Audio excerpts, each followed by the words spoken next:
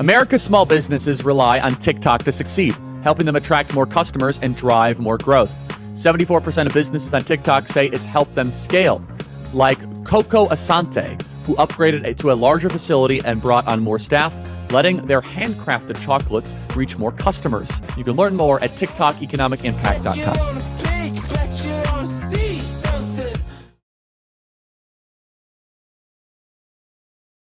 How we doing, University of Florida? It's a great turnout. It's great to see you guys. You know how it works. We're going to just be here for a little while, open mic, whatever's on your mind, and come prepared. And feels good to win, doesn't it? Feels good to win. And if you make a really good point, you'll get one of these beautiful hats. Or I might just throw one to you anyway. But great to be here, everybody. And we're going to do some questions. And this is what free speech is all about. Let's get started. Thanks, guys. Hello, you are the first question. Nice to meet you. Hello, Charlie. My name is Tracy. First of all, I want to thank you for an opportunity to speak on your platform. I want to let you know that I do not support you. I do not oppose you. I am neutral. Simply here just to ask a question. Sure.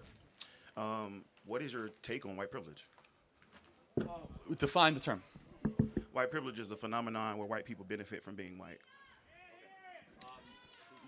Yes, I don't think people can hear you, but there's white privilege is a phenomenon where white people benefit from being white. Got it. Okay. So do you want to further explain it, or would you like me to respond? What would you prefer me to do? Okay, fine. How about this? What can I as a white person do that you as a black person can't do? I think the question is posed in a manner that does not highlight white privilege. White privilege is not. That's why I asked. I want to go on your term, not my term. Right. Right. I'm trying to explain. So white privilege is in the opportunities. So you and I, not you and I as Charlie, because obviously you have more opportunity than me because you have a platform. But any other regular person, white privilege is not in the opportunities because we have the same opportunities. White privilege is in the outcomes of the opportunities. Me and my white counterpart may have the same opportunity to get the same job. However, whites are hired at triple the rate, and blacks for the same position with equal and qualifying credentials. Is it easier for a white person or a black person to get into college? Can I respond? That's very subjective and arbitrary. I would tell you, for me, going to college was difficult from just based on from what I came from in my background. Right. So the standards for a black person are lower than for a white person. Correct. That's affirmative action. So wouldn't that be like black privilege, not white privilege? No. Affirmative action was created because not why it's created, but answer the question. Isn't it easier for a black individual to get in University of Florida than a white individual? We can't understand the context. How can I answer the question? We could talk the context. Just answer the question. Is it easier for a black person or a white person with test scores to get in the University of Florida? I'm not sure. Like I said, that's a subjective and arbitrary. What I wanted to say about affirmative action, it was created because, same thing with DEI, it was created because people of color who qualified to go in these universities were denied simply because of their skin tone, which is why they created affirmative action. It is disingenuous to not acknowledge. That's why we created the Civil Rights Act, not the affirmative action. So those are three different things, right? Civil Rights Act, affirmative action, DEI, three different things. Civil Rights Act, we agree, no one should be discriminated based on the color of their skin. Affirmative action is something different. Affirmative action is that we're going to lower the standards to get more of a skin color just because we think they're not represented enough. DEI is a further extension of that. Understood. So let me kind of ask the question again. So the baked into the idea of white privilege is that inherently in our culture as society, somebody that has white skin color in this audience has extra privileges that you as a black individual do not have. Can you list what those are? Sure. When FDR employed the New Deal to counteract the Great Depression, this came with resources that was allowed it to white people.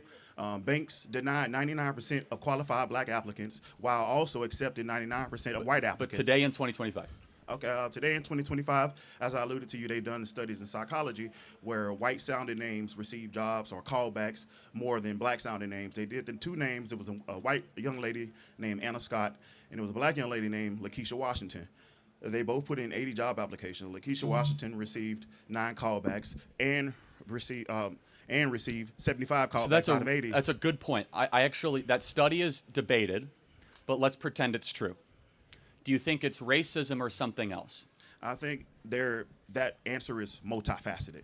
Because let me make the best. Sorry to interrupt you.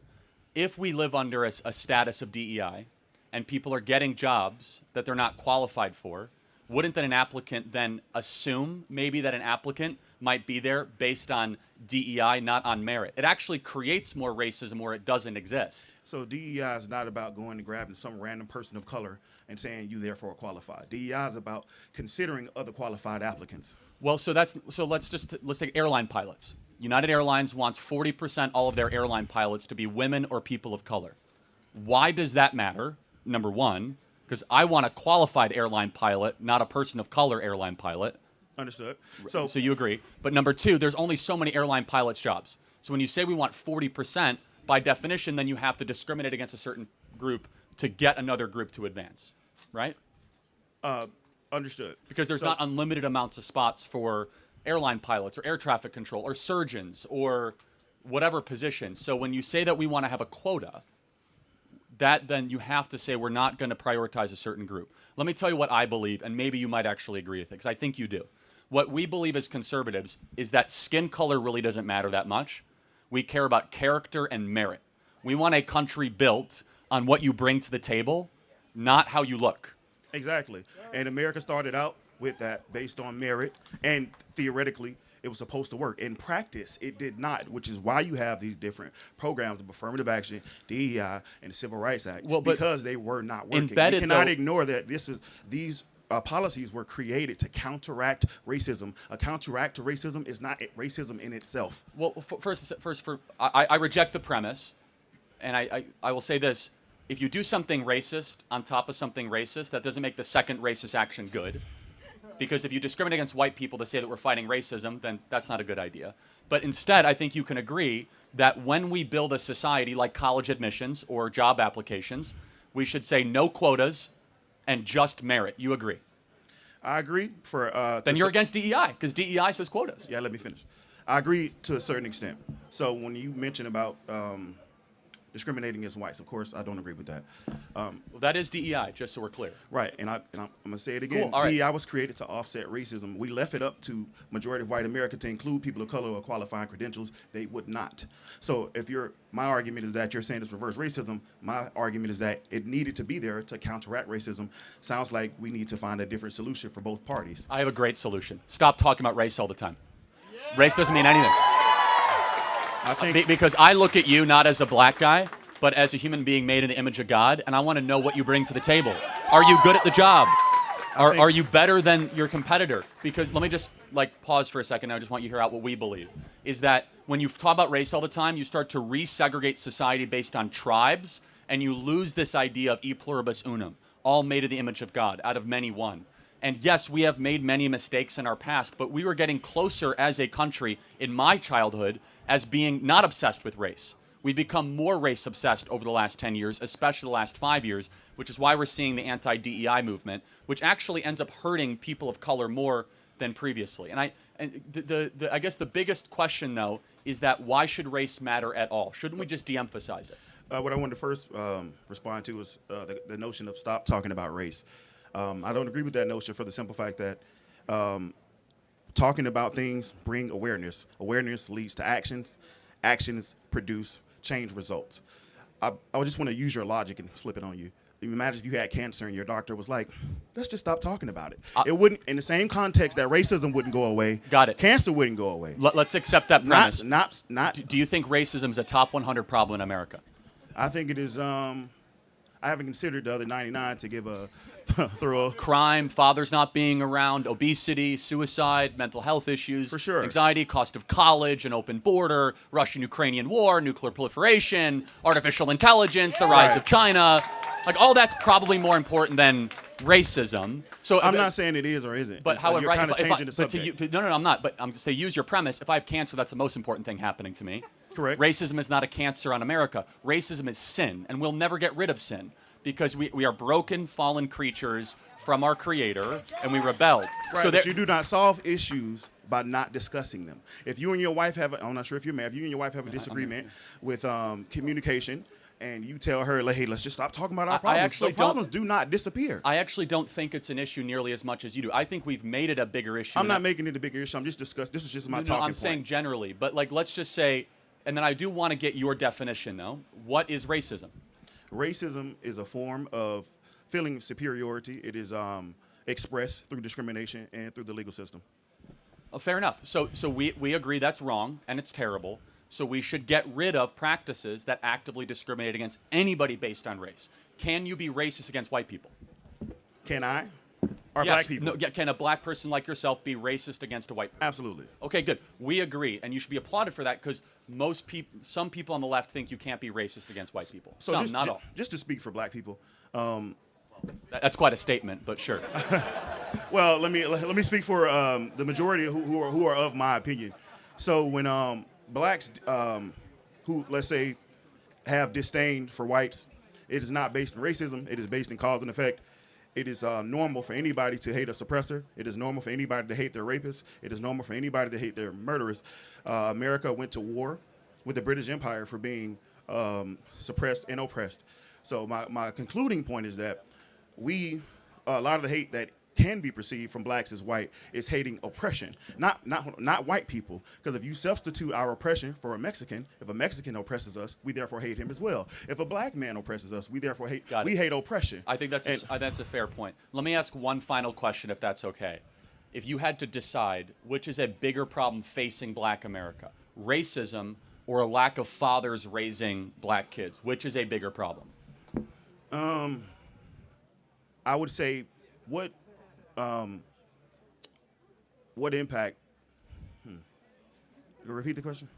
If you had to decide in a binary choice, which is a bigger problem facing black America, racism or a lack of fathers raising black youth? I think it's a combination of both, but for sure we'll say black because blackness affects blacks more than you ever affect me in my life. I'm sorry, so you would say racism or the black fathers? Fathers. I agree. So now we have agreement. Do you agree that the last 5 years we've talked more about racism and way less about dads staying around with the women they impregnate? Would you agree that's probably a problem? I agree that's a problem amongst all races. When you say we, who is we? Well, as a society, but it's especially a problem in black America. If you had to guess, I know this is like Trivial Pursuit, but approximate, what percentage of black youth have a stable father around? I wouldn't know those numbers, sir. It's about 30%. So that means that 2 out of 3 black kids do not have a dad around. I will have to fact check that for myself. That's fine. You can I'll look it watch up. A few of your videos you guys can pass off look this it up on information. Grok or ChatGPT or Perplexity or the AI of your choice, right? And so here's our perspective as conservatives, because this is a colorblind truth. See, as conservatives, we apply things that are true to all human beings regardless of their skin color. That if you don't have a dad around, you're more likely to commit crimes, go to jail, more likely to basically be on the outer fringe of society. When 2 out of 3 black youth don't have dads around, that's a big, big problem. And it creates a cycle of violence and poverty. That's not racism, that's culture. And the cultural problems happening in black America, the white people are not doing that to black Do we America. not look at the sources of poverty? When I spoke about redlining, that was literally whites forcing blacks into ghettos because they would not give us houses. No one's going to defend that. We cannot ignore that. No one's going to defend that. But we cannot ignore who created poverty, who created the ghettos. Let me ask a simple question. It's disingenuous. Well, hold on. Just because you're poor doesn't mean you have to leave the woman you impregnate. Correct. That does not transcend every racial group. I want an answer, though, because I'm curious. Why is it that so many black men leave the women that they impregnate, more so than any other group? Why is that? Is that the white person's fault? No. So maybe the biggest problem facing black America is self-actualized, right? I'm not arguing, external. I'm not arguing what's the biggest and smallest problem.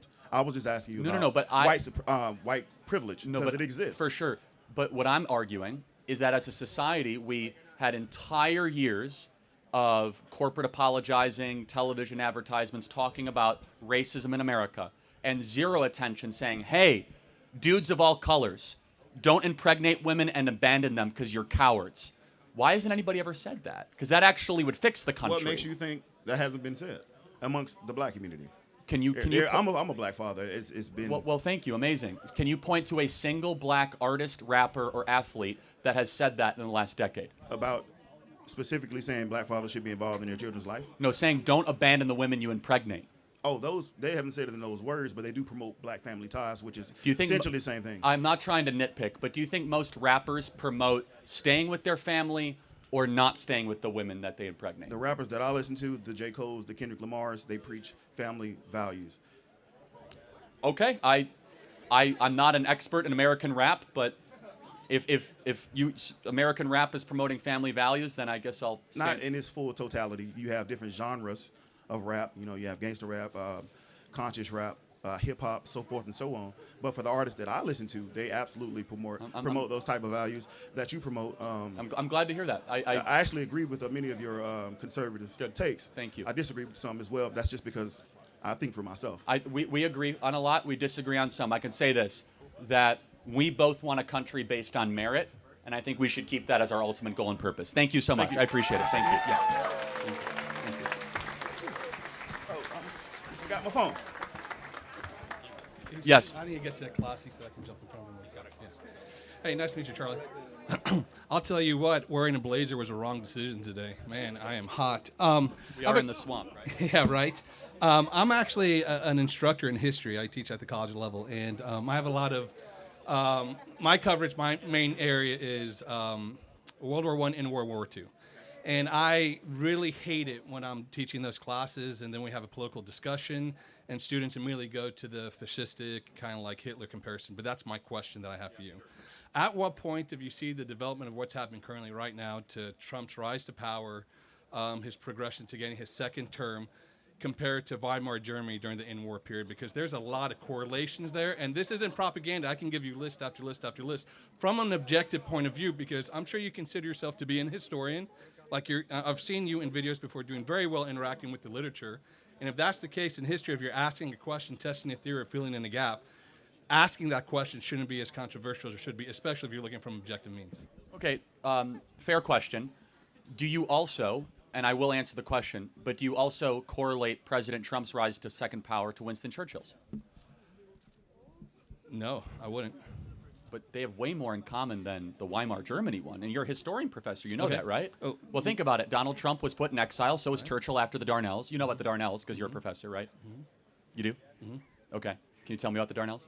I would rather focus primarily on. If you're a World War I professor and you don't know about the Darnells? Okay. why Anyway, don't I- no, but this is important because everyone says, this is what you're paying for, everybody.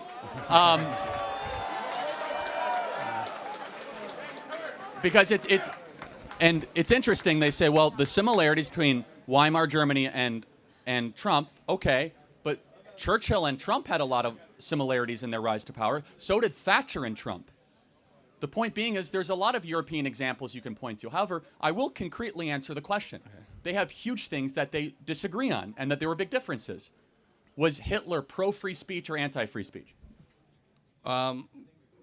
He wasn't necessarily pro-free speech, especially when he got towards the end of the Weimar Republic. Yeah, I mean, he would imprison journalists Right. and put his political opponents in jail. And so I guess the question is, has Donald Trump been pro-free speech or anti-free speech? If I can give you some comparisons that I would necessarily see. I mean, if you look at, you have a populist movement, right? You have someone who has a cult of personality, a very effective rhetoric. If you look at the assassination attempts that were on Hitler and on Trump, if you look at even the iconography that you have within the MAGA hats, you have a white lettering on a red background. If you even go even further. I got another one you forgot. Yeah. Did you know that Hitler had a dog? Okay. No.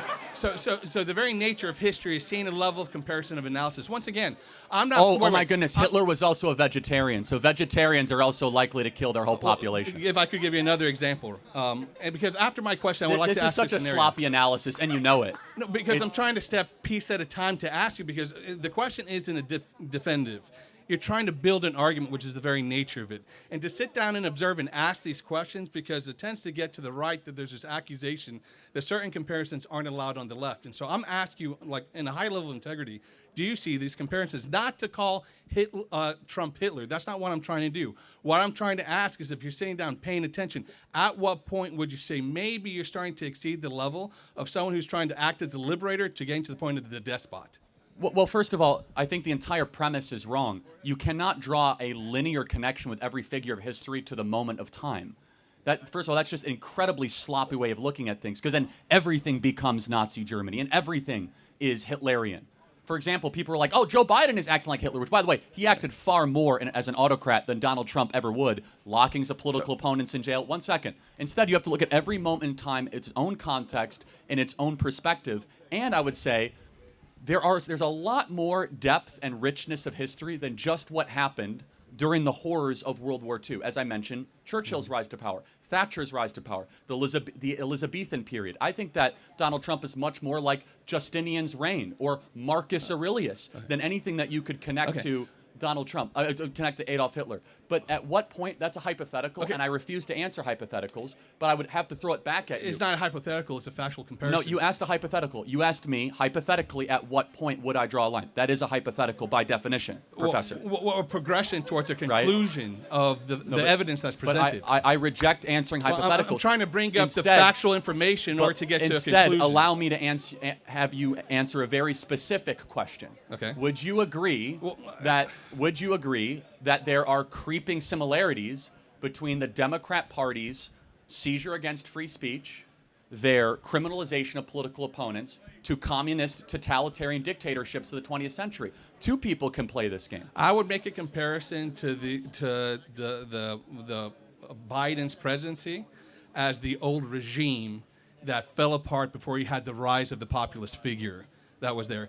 I would shift this slightly to get away from the comparison to Hitler. Could you compare America currently right now to the interwar period Weimar Republic, where you had hyperinflation, devaluation of the fiat money, you had people who were suffering when it came to the purchasing power of their labor. It got to the point that even Germany, Berlin, was the center of decadence and degeneration. Those conversations are being had right now. So I would even make the argument, if you want to get away from the trigger word of Hitler, that the economic, social, and cultural environment the Weimar Republic had is very akin to what's happening right now. I think it's more similar to 1980 America.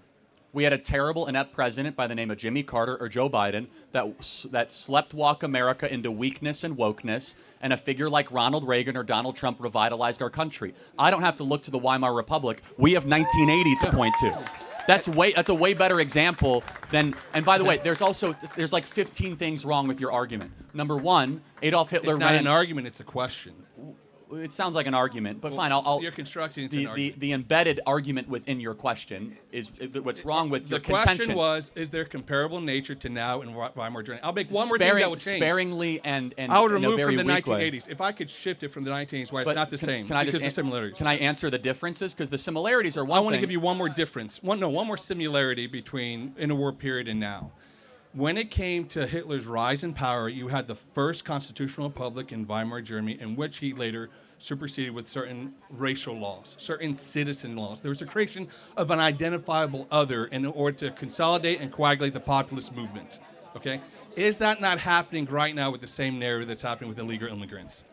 Well, no, because it's not based on any race. It's whether or not you came into the country correctly and legally. No, there were citizenship laws. There were the Reich citizenship laws in which they defined what a citizen was and what was not allowed to be part of the German population, which was constitutionally committed. Got it. So just to be clear, when Bill Clinton deported a bunch of people, he was also kind of acting similar to the interwar period? We're going towards the national narrative right now. Right now, there's no question that let me go at length a little bit. This is such a sloppy argument for many reasons. I'm not making an argument. I'm making a comparison. It's such a sloppy comparison for many reasons. How is it a sloppy comparison? Because there's so many differences. Can I name some of the differences? History doesn't repeat, it rhymes. There's going to be similarities to it, not the exact same. Well, but no, and my question to you was differences simply are like, do you distinct. not recognize the similarities? I reject so many of your core premises, largely because if you have any political leader in the West, you could start to try to connect dots of what happened in the 1930s and 40s and then say, well, this is very similar to the interwar period, and this guy's a That's populist. History. That's the study of history. That's how you get a monograph published. Because what happens is I'm hold asking on. you for a comparison. Allow me to. Wait, can I keep on because going? you're going on a divagation. I'm asking about currently, right now, America and compared to Weimar Republic, and then you bring in other decades that I haven't even asked about. Because to answer your question, I think the similarities are so weak and pale, such as saying, well, Hitler was pale? Yes, because saying like Hitler was a vegetarian, Hitler had a dog. But I would say the similarities between Trump's rise to power is much more like Churchill, Thatcher, and Reagan. Is there a similar populist movement? Yes or no? No different than William Jennings Bryan or Teddy Roosevelt. Sure. I say Trump is more like Teddy Roosevelt than anything that happened in the interwar fine. period. You can make or Trump those was more arguments. like That's Alexander Hamilton. That is my argument, okay. Yes. Is there an economic decline happening right now in America? Is there a promise for economic prosperity? Is there this promise that every despot makes that they need power in order to help humanity, but then they end up using it?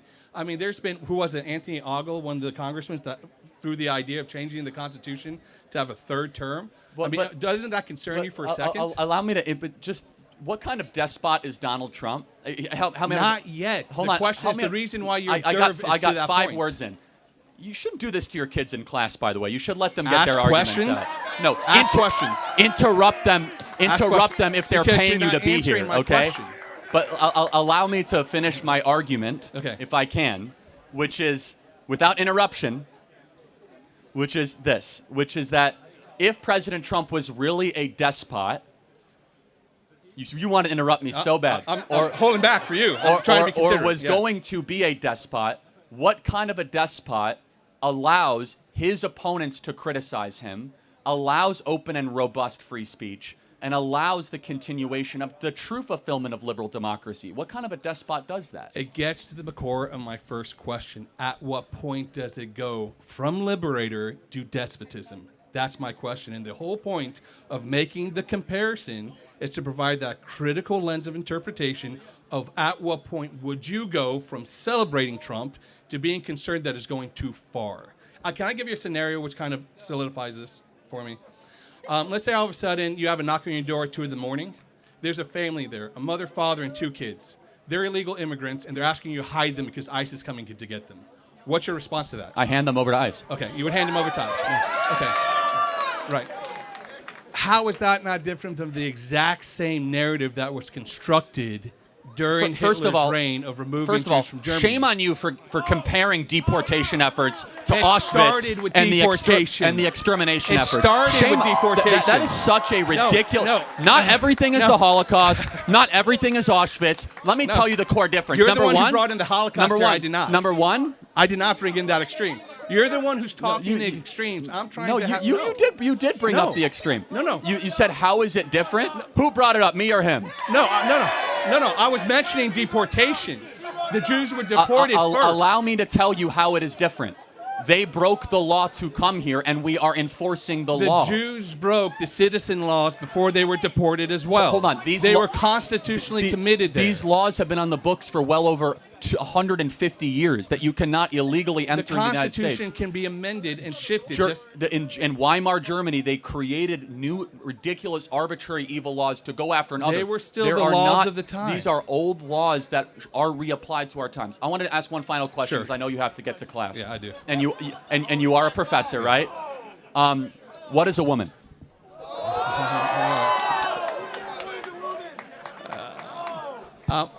In all honesty and response, I mean, anyone who's biologically a woman that has the genitalia of a woman can be a mother. Okay. Good. So, and this glad- is this is I'm what glad to this hear is that. what I enjoyed this conversation. I very much appreciate it, but it's a little bit of a disappointment, and I'll tell you why. Because I'm not an ideologue. I would really like to step back and observe what is happening now, to read the times. And as a historian, my training is to look back at some period. It may be tunnel vision because my areas of expertise happens to be the interwar period, but I can't help but find similarities. And when I come ask you, what do you think about the similarities? Immediately you push me to the extreme. You're wanting to promote dialogue here, but when it comes to like asking an honest question, asking you to almost like provide a critical exposition of it, it's kind of like now it gets to the point that the conversation is No, I mean, look, down. I'll be honest. Like, I asked you a very simple question about interwar period. You know what the Darnells is with Churchill, and so I don't take what you say that seriously. My expertise has to But do with the policy secondly, of appeasement. secondly, I reject the entire premise of just looking at everything through the interwar period, because what have they called Donald Trump since day one? They've called him Hitler, and they've called every one of us that wear these hats and these red hats Nazis. And it is so ridiculous, and it's so repulsive, and it's so insulting. Instead, as a historian, you should not just try to find similarities. You have an obligation to find differences. Say, how is Trump different than the interwar period? How is Trump different than Adolf Hitler? Can you tell me 3 ways he's different? I can give you 100 ways in which he's different. Okay, but then you Different came culture, up here different with just environment. the similarities. Would you like me to have come up here and talked about all the similarities? Or I mean, is this conversation Well, no, supposed to be prove me wrong? And have a Again, conversation yes, about it? they were both Right. men with XY chromosomes, and like I mean, you could go through all the the similarities. Right, and that's making a trite argument there. But this is really important. Is that our current we are prisoners of the talking points of that everything bad is Hitler and everything bad is Nazi I opened Germany. that way. I just despise. No, the, but you're actively playing into it. Instead, as a historian, what you should be saying you're not is even allowing me to ask the question. allow me to finish. Instead, as a historian, what you should be saying is, I know this period than anybody else Right. better, And I think it's ridiculous when people even get close to asking these questions. Sure. You are failing as a historian Let me tell not you to lead there's people a big towards difference that. there. There's a big difference. You are failing as a professor not to do that. Because if a student Because walks into let my me class, tell you why. I'm going to finish. Because all of a sudden it justifies violence and death threats against us because the left is propagandized by professors like you being told that we are Nazis all the time and they come after us. I haven't called anyone here a Nazi whatsoever. Everything you have said is the embedded through line. If my student walks into my class and starts pointing everything fascist, I provide that correction. You did point out this is my area of expertise, and you won't even allow me to ask the question and make the comparison. No, we allowed you to do it, and then you said, here's all the similarities, and it's a great grave of concern. I have not given one criticism to your character or to your intelligence. I've been up here and you've done it multiple times to me. I'm not taking money from kids to go them study history at the University of Florida. I don't have a PhD, and you do. Okay? So the incumbent intellectual advantage is on you. You have a PhD. I do not. You have a moral obligation when kids go into debt into your class and when you have a public platform to lead them towards saying, actually, no, the people in media are misrepresenting this, and this isn't actually the rise of Nazi Germany. Instead, you're like, well, we should consider this, and the similarities are kind of eerily and chilling, which is complete nonsense. This is my area of study. But I do have one thing, and I'll go ahead, and I do appreciate your time, I do. I remember during the election night in November, I sat back and I was going through YouTube channels who was doing the coverage, and I actually enjoyed your coverage. And there was a point in which Trump won Pennsylvania that you got emotional, and you actually shed a tear or two. I wonder at one point, in that emotional response goes from felicity and joy of shedding a tear of this liberator to actually sorrow of seeing that this is going to get to the point where it could lead to oppression. And that's where my question was. Do you know why I cried on election night? Because you thought it was a restoration of the Judeo-Christian values that are inherent to the country, the Constitution. Let me tell you why, because I think you might appreciate this as a historian. Joe Biden sent the entire federal government after Turning Point USA and me personally. They wanted me in federal prison. Right. We don't want that. And by the way, that's what despots do, not Donald Trump. Let me finish. And so when Donald Trump won, it was a sigh of relief that maybe I won't have to go to federal prison. Sure. Maybe I can actually be around my kids. And maybe we can live in a free society. Criticizing Trump does not mean I support Biden. I never said you did, but you also should, and I want you to do this, I want you in your next class also say, well, here's all the similarities between Joe Biden and Adolf Hitler. And there's a lot, but I don't do that because I think it's intellectually sloppy, historically very dangerous, because not everything can be compared to the most evil person ever to live. In fact, maybe we should, as a society, reserve that and say, we're only going to use the Hitler reference very rarely, very sparingly. Putin is Hitler. Trump is Hitler. MAGA is Hitler. Instead, let's take a step back and say, no, this was a unique evil, a horror, and comparing everything to that period, not what you're doing, but you're getting close to it, cheapens the evil of that period. Or focus on the comparison, gets rid of the ideological rhetoric. Or talk about the differences, not just the comparison, because the differences will de-radicalize the country. If you and I were sitting down having a beer, we would have talked about the differences and the similarities. I'd be having a club soda. With this environment here, I focus on the differences. So I appreciate the conversation. Thank you very much. Have a good class. Thank you. Yep.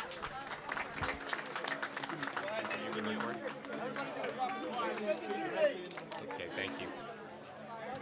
Hello. Make sure you tilt the mic up. Thank you. My name is Nathan, and I'm a journalism student here at the University of Florida. And I think you mentioned free speech in the last conversation about 6 or 7 times. What do you think is the precedent that it sets when a sitting president bans a news organization from the press pool because they won't use the government-approved terminology that's on your shirt?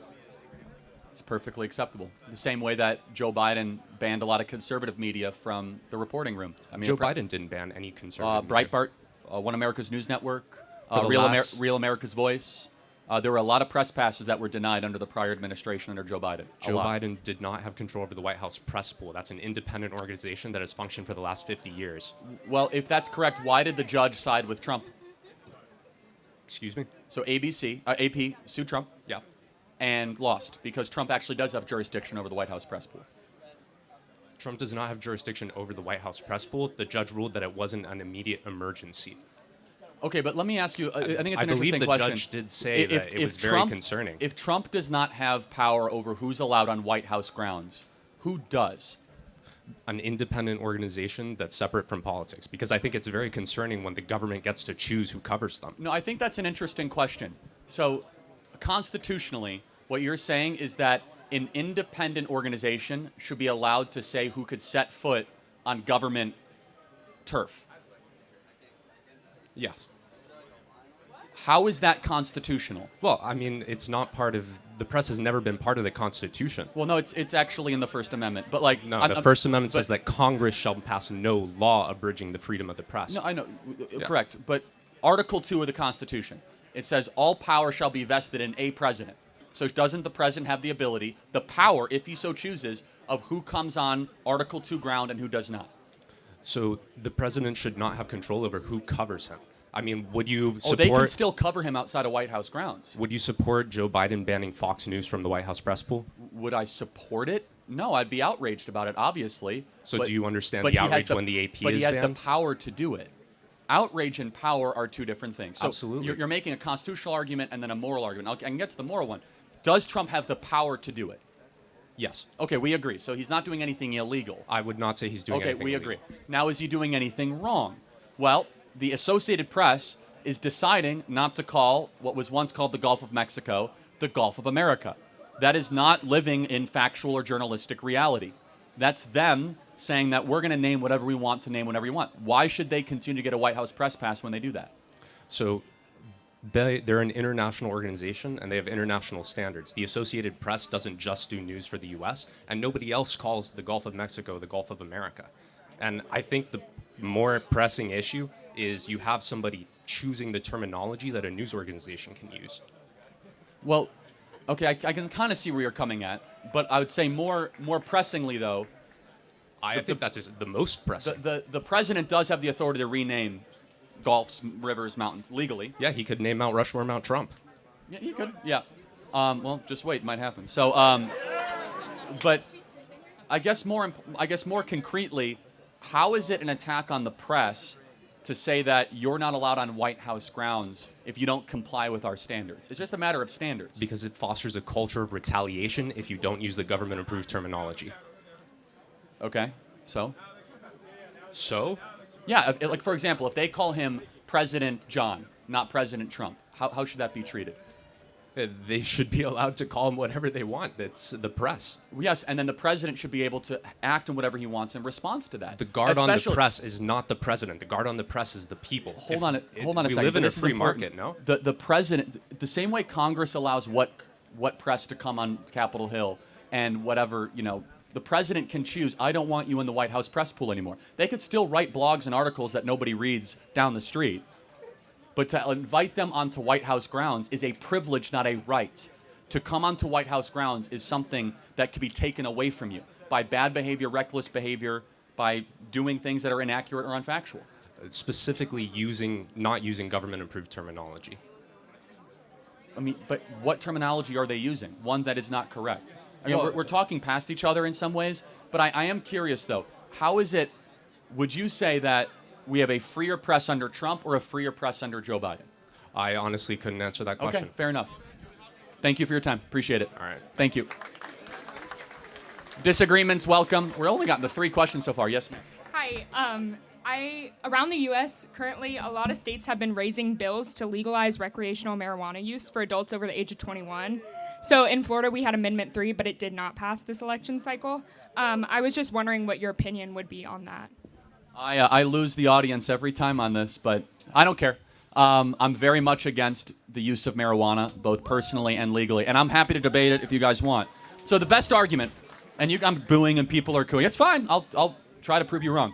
The best argument is why should the government be involved in it? That's the best argument. However, if you for a second think that it is admirable and good to put a psychoactive chemical, marijuana, in your body and think that it's great for you, I think you got another thing coming. Whether it be psychosis, increase in hospitalization, increase in depression, increase in anxiety, and the stories after stories that show the impact of marijuana on people's own mental health is extraordinary. You might say, well, it's helped me and all that.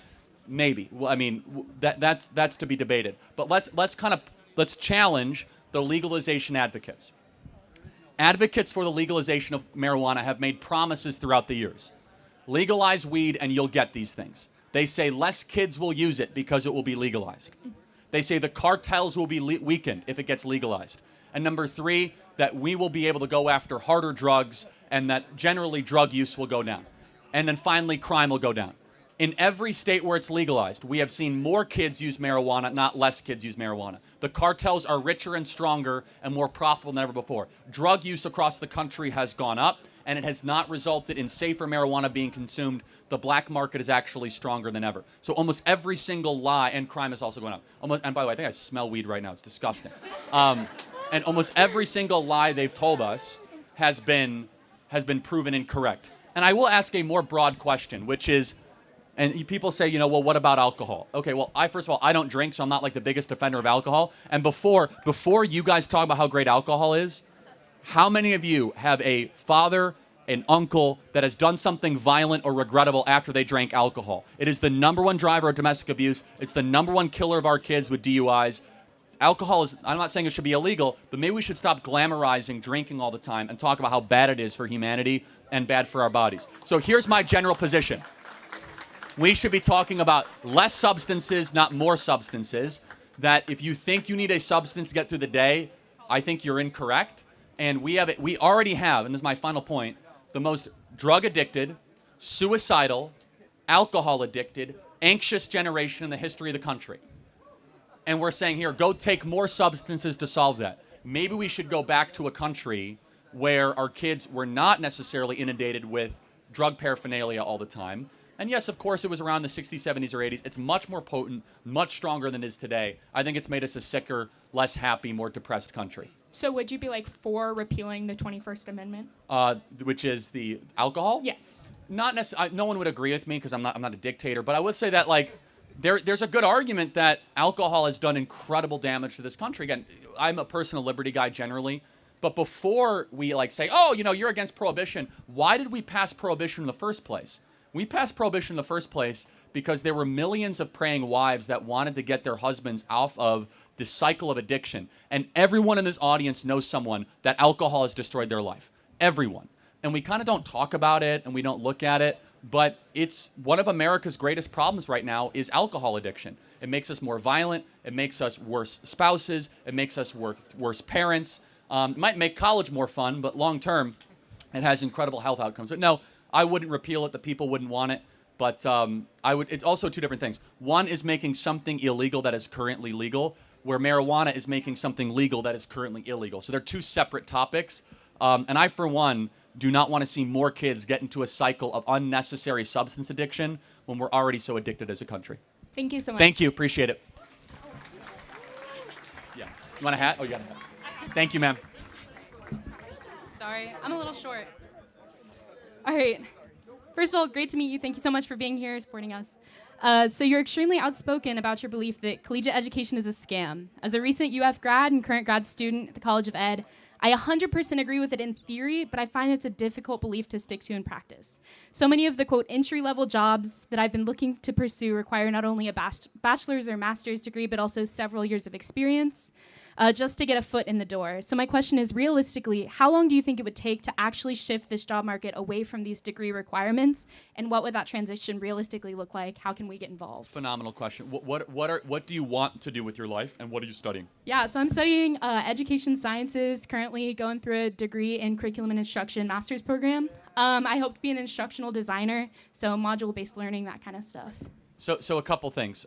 Number one, which is that half of you in this audience that are going to college, if you get a job, will get a job that does not require a college degree.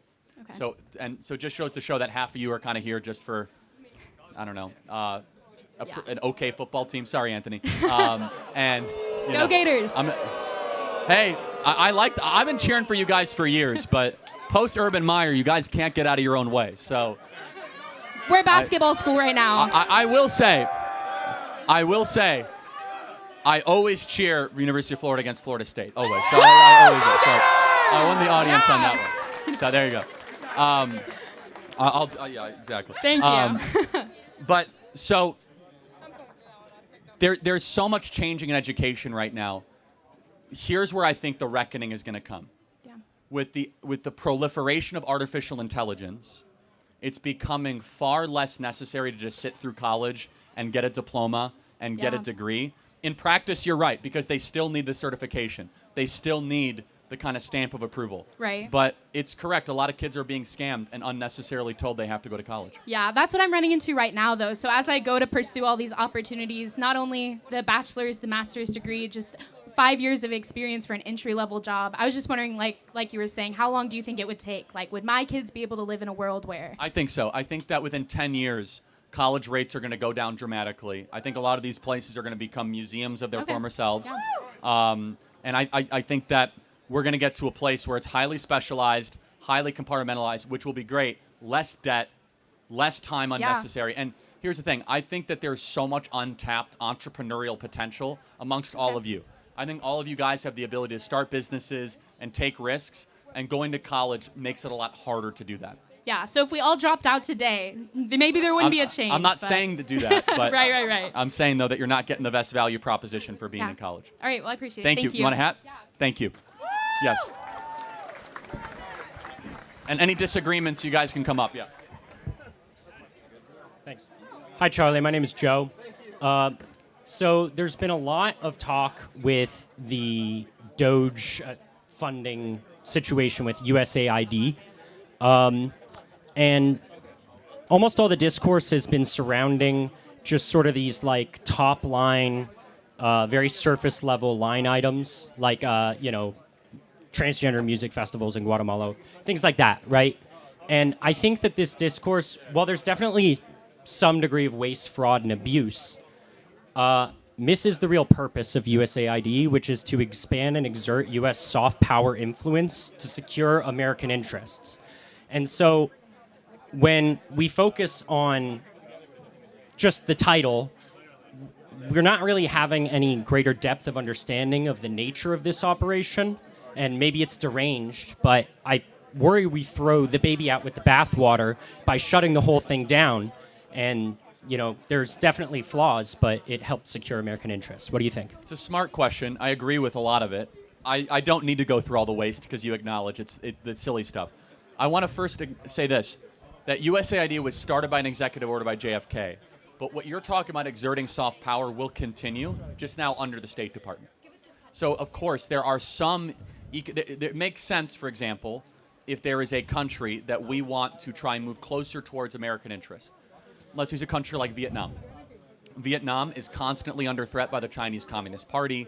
The CCP is doing everything they can. Instead of sending money to Vietnam, again, this one is going to environmental and social justice in Africa, $520 million. I mean, it's insane. I printed these out for a reason. That we'll be able to use it with more precision and more fiduciary responsibility to taxpayers. No disagreement. I think it could be, and here's the actual argument. Can't that be much better done through the State Department than its own outside agency? Because it really is a State Department task, which is diplomacy. Well, I think that kind of neglects to consider how dirty a circumstance the sausage gets made. Like, Milton Friedman talks about, like, here's a pencil, right? You know what it took for it to get here, right? We're talking about, like, infiltration of labor movements, overthrowing governments, like some of this stuff. I don't support that. Well, okay. But this is a big part, in large part, of what has secured material prosperity. So then that becomes a question of what principles should guide the practices we employ. Because State Department not directly overseeing it is what has allowed USAID to avoid executive approval and executive culpability in the really unsavory stuff that they do, which is that's the purported argument. to serve American interests. That's why we want to roll it back in, because that dark stuff has actually done a lot of damage to our interests. For example, what we did in Libya, USAID was heavily involved. What we did in Syria, what was being done in Ukraine, heavily involved, and I'm very much against it. I think actually eliminating a black box budget for international neoconservative adventures is a good thing, but maybe you can tell me what regime change or infiltration of labor movements has helped American interests the last couple decades. It's a good question, and it reminds me of this war game that they ran where the idea was to pause a Chinese port being built in a sub-Saharan African country. And part of that operation involved giving the workers who were on the construction site money for no-show jobs to stop working on the construction of the port to buy the diplomat time and leverage to prevent its construction for the CCP.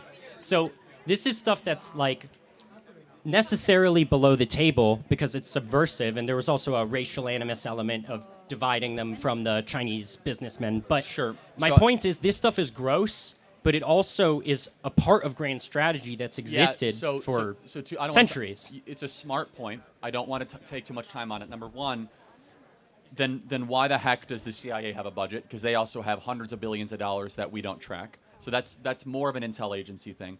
Number two, what you would say is the dark stuff, it operates much more like a racket. I mean, it doesn't necessarily advance American interests, and that's the whole point. Let's do a clearinghouse. Let's see if it's actually put the ball forward, and the State Department is the best place to actually double, triple, and check that.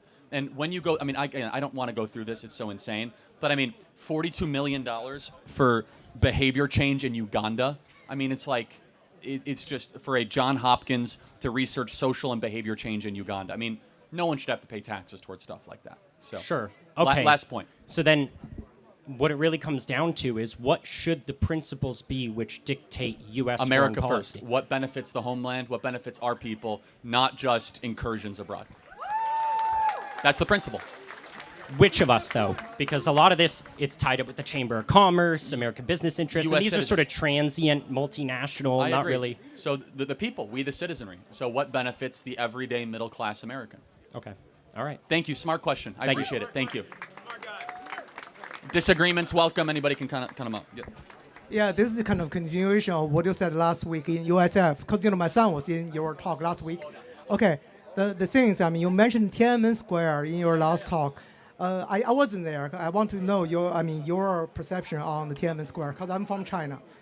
Okay, were you? I'm sorry. I want to make sure I understand. You said you were there, or you were not there. I was there. It's really hard to find one who was actually there. Oh, okay. What is my perception of what happened? Yes. Okay. What happened was there was widespread student protest happening throughout mainland China. Okay. The incumbent Chinese military, which I believe was run by Deng Xiaoping, I could be wrong. Was it Deng Xiaoping or somebody Absolutely, else? yes. It was Deng Xiaoping, right? Yeah. Deng Xiaoping was very worried that these student protests might overthrow the then incumbent Chinese Communist Party structure. The military was mobilized in response against it, and a lot of students were brutally assaulted. Some were murdered, and it ended up in a face-off between a singular student in Tiananmen Square in front of a tank, which is otherwise known as Tank Man, which then led to a de-escalation and the sunsetting of the terrible incidents at Tiananmen Square. Am I generally correct? Yeah, absolutely. Yeah, I cannot disagree with that. My second question is, what's your perception of the U.S.-China relationship in the future, in the near future, in the next 4 years, 5 years? My perception is that we need to win, and we need to avoid a war against China militarily, because I It's think not going to happen. it's never going to I happen. never believe it's going to happen. No, absolutely Okay, not. tell me why. I don't think China really want to have a war with anybody.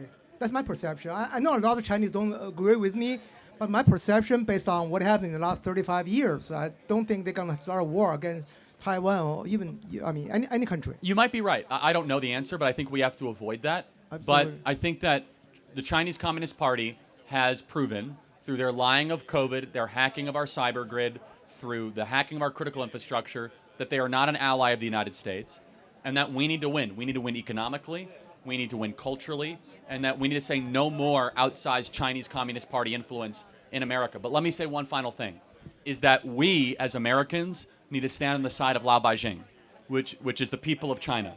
The people of China okay. are phenomenal, not the gangsters running the Chinese Communist Party. Lao Beijing is the everyday Chinese people that are the workers and that are being abused by the CCP. I am pro-Chinese worker in person, but I'm against the CCP. No, I definitely disagree with that. It used to be the case, like you said, but it's not the case anymore. Because a lot of people, most Chinese hate America. Oh, you would say That's the truth. Okay. Yes, absolutely. Because I've been on Chinese social media. There's so much hatred towards the U.S. in the last, I don't know, since the beginning of the COVID. What percentage would you say? At least 50%, minimum. That's disturbing, because it used to be much different 20 Exactly. yeah. Because in around Tiananmen Square, most people really like America, but not anymore. Literally, I'm not kidding. I'm not just like against the members of Chinese Communist Party, but I'm talking about the general public. Thank you for your question. I appreciate it. Can I have a hat? Yes, of course. By the way, Whoever's smoking weed is doing a great job proving why it shouldn't be legalized. That smells terrible. It's awful. Like, why should I have to now sit here and smell that garbage for 2 hours because somebody wants to be lazy today or something? It's stupid. Hello, Charlie. I'm Jaden. Nice to meet you. My question regards Doge, and I know that you are a big Doge guy, correct? So basically my question is, should there be a systematic way to eliminate waste more than what it already is, and how should that be implemented? For example, I was applying to grad schools, and I am doing research in machine learning and computer architecture. The grad school could not afford to get me, so they admitted me into a master's program rather than a PhD because they do not have the funding and are scared of Doge. At what point is it wrong to cut funding for engineering students like myself rather than just random waste? I think it's totally right to cut your funding. If you want to be an engineer, pay for it yourself. Like, why should taxpayers pay for your school? Because in a completely capitalist society, right, if I'm doing cybersecurity research, how am I going to sell this on a nationwide scale? Yeah, Apple and Microsoft may buy it intrinsically, but however, if this research benefits the country as a whole, such as the defense sector from China, stuff like that, would it not be beneficial to keep this funding? No. Pay It would for it not? yourself. Private sector. We fund so much stuff we shouldn't fund. We have to make tough decisions. We are borrowing $1 trillion a year. We are a nation on financial and fiscal abyss. We're going towards an apocalypse, and that requires tough decisions. And so if you want to go do that program, you might have to take out a loan and bet on yourself. And if you think it's going to work, great. This changes the incentive structure. The days of us subsidizing every good story, which I'm sure it's a good story, is over. We do not have enough money to sustain the current government that we have. And so we can either make tough decisions and cut things that might make some people upset, or we can keep on borrowing trillions of dollars that we do not have and become a forever debtor nation. So I'm going to be honest, I did not expect this answer. I knew you were anti-DEI. I didn't think you were going to be for cutting like STEM programs. No, but so I'm pro-STEM. Just pay for it yourself. Have So- companies pay for it. Raise money. Go to donors. If it's a great idea, do like Turning Point USA receives $0 from the federal government. It's a great idea. It's to inspire a lot of people. I go to donors and they give me money. So It's of great national importance, right? We have millions of members. We helped get a president elected. The point being is, if it's a great idea, go and convince people and persuade them. Don't just go to the taxpayer and say, give me money because it's a good idea. Does that make sense? yeah, that makes sense. I guess one last thing is, like, I guess at what point does the government step in and pay for things then? Like, at what point do we draw the line of it's okay to fund Well, once this? we have a balanced budget, we can start having discussions again. Number one. Number two, is it constitutional? Is it necessary? And can the private sector do it better? I mean, I know this is not what you're arguing for, but what started this is like we spent $10 million last year for voluntary medical male circumcision in Mozambique. $10 million. Yeah, I would say that is Is probably Yeah. waste. Yeah, and I'm not saying you're defending it, but there is that kind of waste all throughout our government, right? And then once you get through the waste, you got to get through the stuff that, you could see it from both sides. We have a decision to make. We can either be $35 trillion in debt, and our dollar will be worth nothing, and our nation really won't exist as a prosperous nation, or we can make tough cuts in the short term to have prosperity in the long term. And that's a bet that will ensure national security. Because to your point, you're like, well, isn't this good for the national interest? My ultimate national interest is to make sure that we are a nation not in debt, that is indebted to China and foreign countries. The best thing we can do is to stop our current fiscal bleed. Yeah, and yeah, that makes sense. That's a great answer. So Thank you. Appreciate it. Want me to sign a hat? yes, please. Thank you. Yes, please. What's going on, Charlie? How you doing? You got something Yes, going on sir. there. Yeah, I'm looking at a lot here. I'm just got out of the Army. I served 11 years. In the Thank you for military. your service. Sir, yes, sir. Listen, I just came for a little motivation, all right, guys? You guys wake up every day with freedom, you know what I mean? You get to take a deep breath. You get to go get a coffee. You get to go eat breakfast, you know what I mean? You guys don't have to worry about anything. Let me tell you guys something. I wasn't afforded those luxuries. I was born into poverty. I was born into substance abuse. I don't know what it is to have parents. My only way out was to join the military at the age of 17 years old. I am now 30 years old. I just got out of the military January 30th this year, and I want to let you guys know freedom is not free, so enjoy what you're given, okay? Honestly. It's a privilege to be here. Enjoy it. Don't complain, guys. Don't complain, because I'm telling you right now, there's soldiers, there's Marines, there's Coast Guards, there's Guardians, airmen. They're all waking up at the ass crack of dawn to provide for you guys. I'm telling you guys, and they're ready to go at a moment's notice. I lost a brother of mine in 2017, October 4th. Sergeant LaDavid T. Johnson, killed in Niger, Africa, with a Special Operations Battalion. You can look him up. But guys, honestly, people are giving their lives on the line for all of you, okay? Be appreciative, okay? That's all I got to say. God bless you, man. You want a hat? Thank you. Oh, you want me to keep this? Oh, wow. Thank you. It's very sweet. Thank you. Isn't that great? Give it up for him one more time. Thank you. That's great.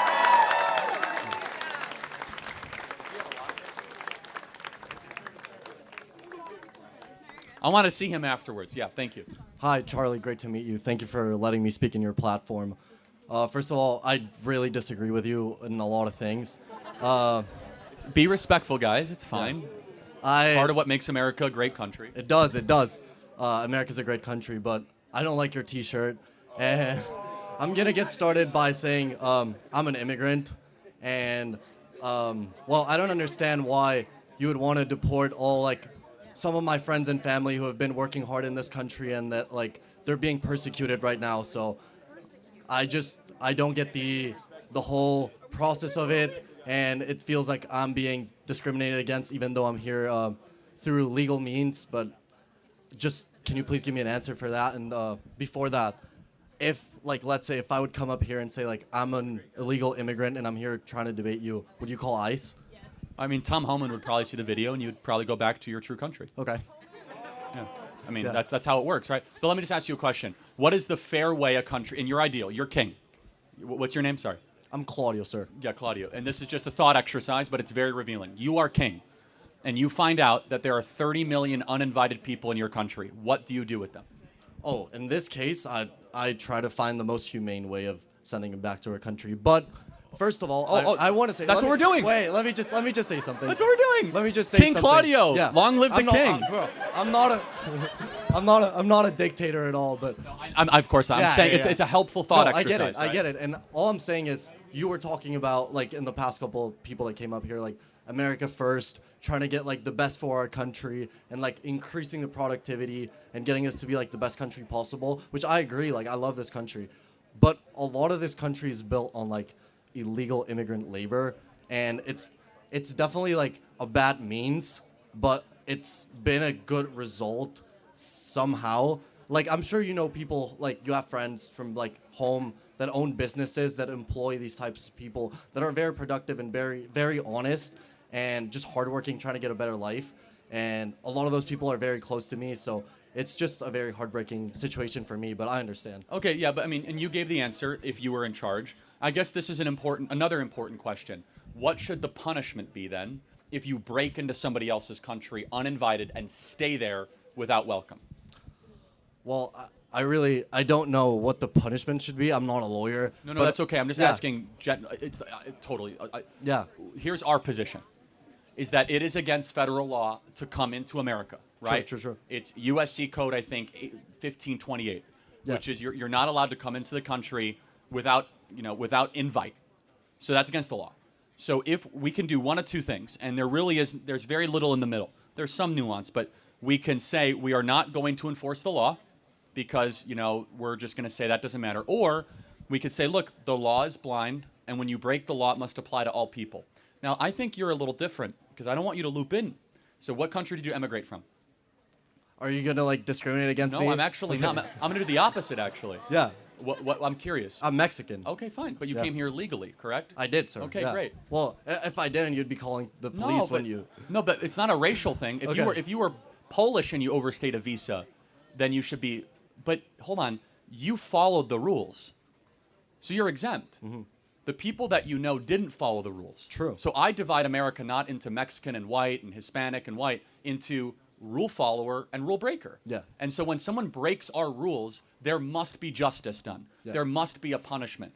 And the most humane way is you go back to your country of origin. We'll do it humanely. We'll do it correctly. But if you are not invited into a home, into a dorm room, into a living room, the standard applies to an entire country. Now, to your point, you might be right. There might be some economic disruption. However, you know what happens if you have economic disruption in the labor pool? Wages are going to go up.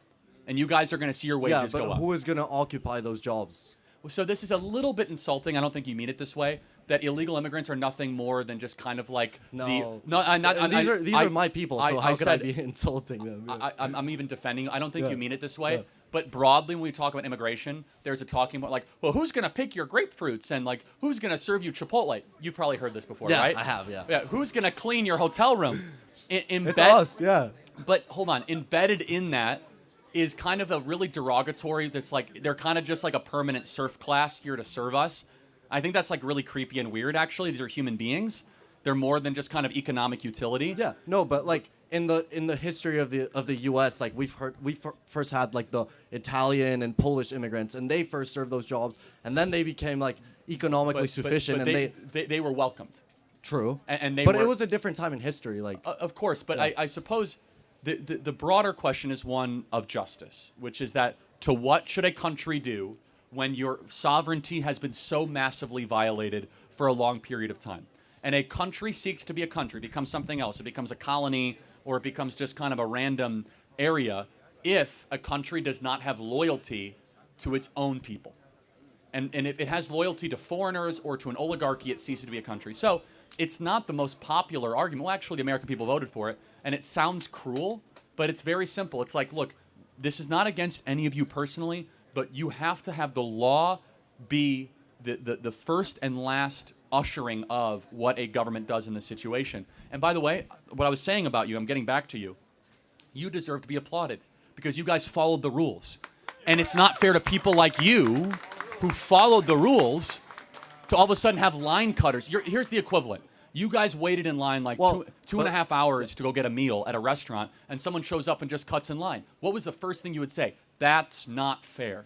And you would be right. And the same with immigration, please. Yeah. Wait, let me just like add a layer to this, and then I'm probably done. But like, let's say that the people that's cutting like in front of line, like that's like some of my boys like that I know that they're being like persecuted like back home, them and their families, like they're like in like drug related like wars and violence, and the only way out, like the only way they're not gonna die or like suffer a very bad fate is if they escape and they break the American law. But that's the only way they're gonna survive. So like, hold on.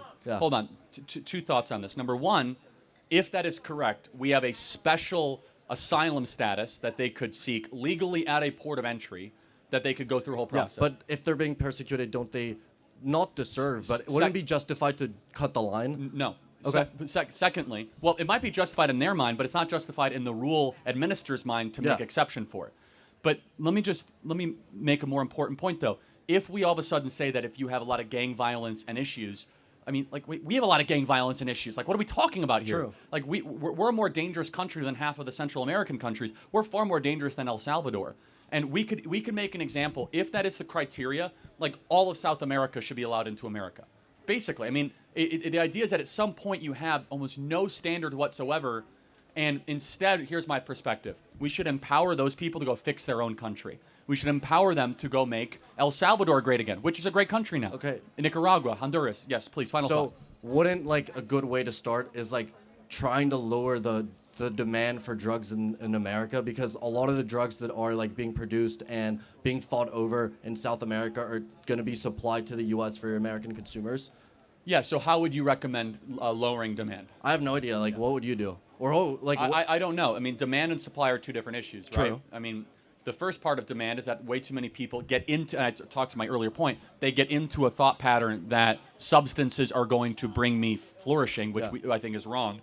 But yes, I think, the drug cartels are richer than ever before, and we have more drugs legalized than any time in the last 40 years. So something doesn't fit. So obviously drug legalization is not impoverishing them. The biggest way, though, that we stop these third world countries from being, tin pot despotic dictatorships is we have to stop subsidizing their oligarchy through foreign aid.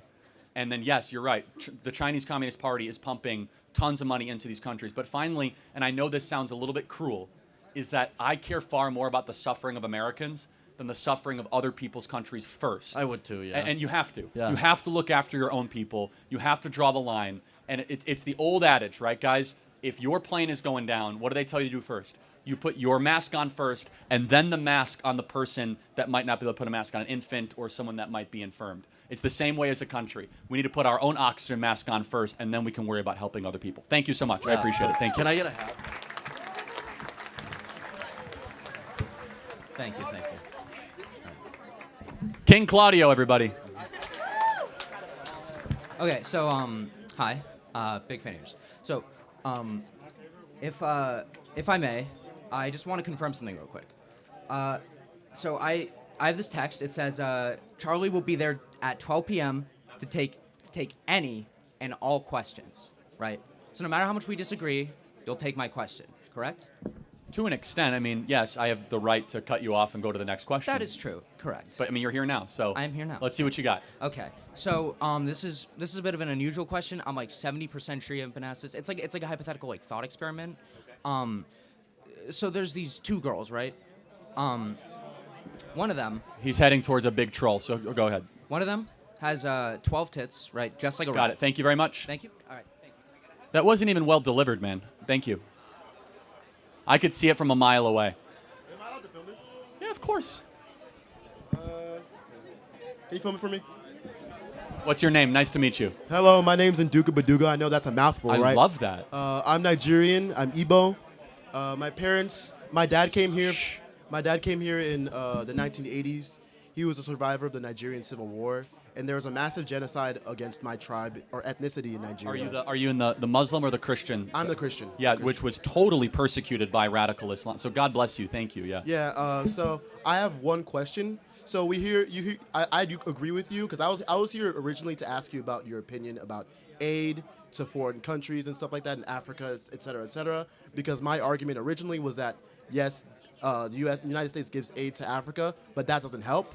But now I have a follow-up question for that. So essentially, I wonder, since America and Western countries own a significant amount of the oil in third world countries, et cetera, how do you guys, if you guys don't give aid to these countries, because the aid doesn't help them, it destabilizes them. So the aid destabilizes these countries, and it's where you guys get your cheap labor and oil from. So how do you guys intend to replace those profits while losing the source of profit? Great question. Let me. I think what you mean by you guys, you mean like conservatives or people. No, not conservatives. I mean this is Democrat, Republican. Okay. This is like a Western. No, I know, but you're an American, right? Yeah, I'm so American. it's us. I just want to make sure Yeah. you're an American. I'm an American. So I don't want to do the Yes, you sir. guys thing. Is that cool? Yes. Okay. First of all, Nigeria. We can talk about Nigeria in particular. It's the most populated African country. It's the wealthiest African country. Lots of oil, but unfortunately, as you know, a permanent oligarchy that is immovable. Mm-hmm. The answer to the question is, how do we help African countries other than... No, I'm asking the question of like, you guys, essentially what you guys want to do is you guys want each country to use their own resources and Correct, stuff like yes. that to make themselves great. Well, but So- yeah, I suppose in Nigeria, I don't think American interests own a lot of the oil in Nigeria. I could be incorrect. I think it's... Shell but that's Dutch. but Shell is like a British, Anglo-British. It's a British Dutch company. Yeah. And then there are other Western oil companies like Exxon. Exxon's American, yeah. stuff like Okay, that. so this is an important point, way deeper conversation, not a debate, which is that a lot of these countries should entertain trying to own their own mineral deposits and their own oil. I agree. There's an example of this which is against the CIA. In the 1960s, Iran discovered they had all this oil. Mm-hmm. The Brits and the whole story of the Shah and you got it. Mossadegh, right? Mm-hmm. So you had Mossadegh that rose to power saying, we're going to nationalize the oil, Mm-hmm. we're going to really be rich. Mhm. We got mad about that, we displaced him, we put in the Shah, he was sick, and then of course you get the Ayatollah after that. I don't think we disagree at all. I think that, yes, I mean, that I'm inherently against imperialism, so. Okay, so my biggest question with that is that if America is getting cheap labor and cheap oil from Nigeria and other countries, how are they going to replace that cheap oil and cheap labor that they're getting if they leave those countries? We have a lot of oil here. I mean, we don't need But labor Niger- would not be cheap. Yeah, so what you mean is like immigration labor or... Yeah, so like how do we replace the cheap labor because... Well, so yeah, as far as labor, that window is closing. I mean, mass robotics and AI are going to close the labor gap in the next 10 years. The idea of needing the idea of needing cheap labor, that's going to be over in about 10 years. There's about a 10-year window on that. So, Okay.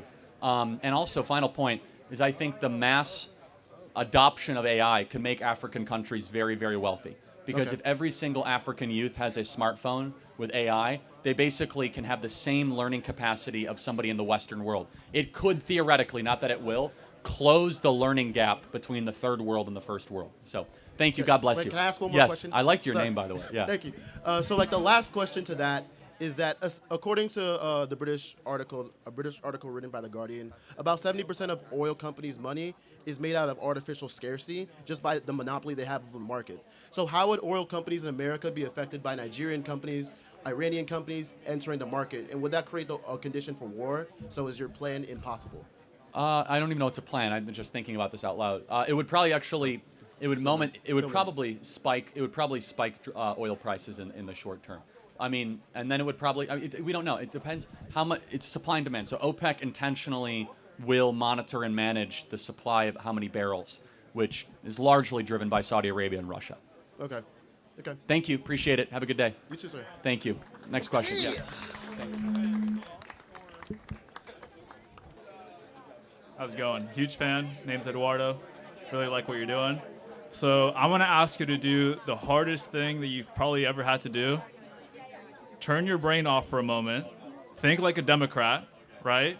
And just, why do Democrats believe that no matter how much money is saved through the audits and cost-cutting, Doge, why do they believe that the public won't benefit from it if the government is raising the deficit by $4 trillion to fund tax cuts for the wealthy?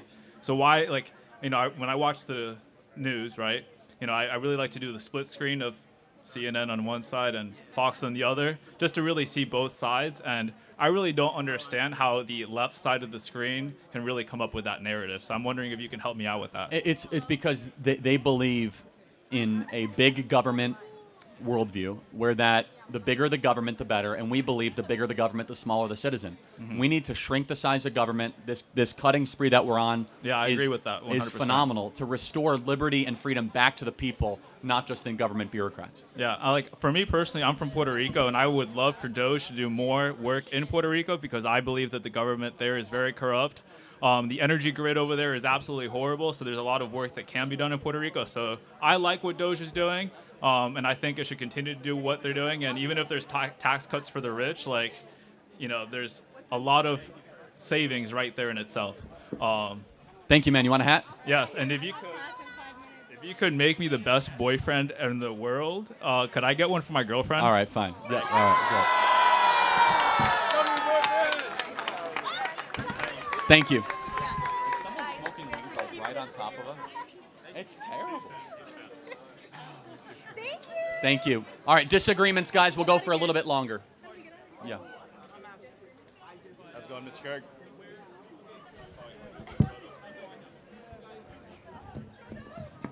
You guys want some hats? Free hats! Mr. Kirk! Daddy Kirk! Yes, sir. How's it going, Mr. Kirk? It's quite the shirt.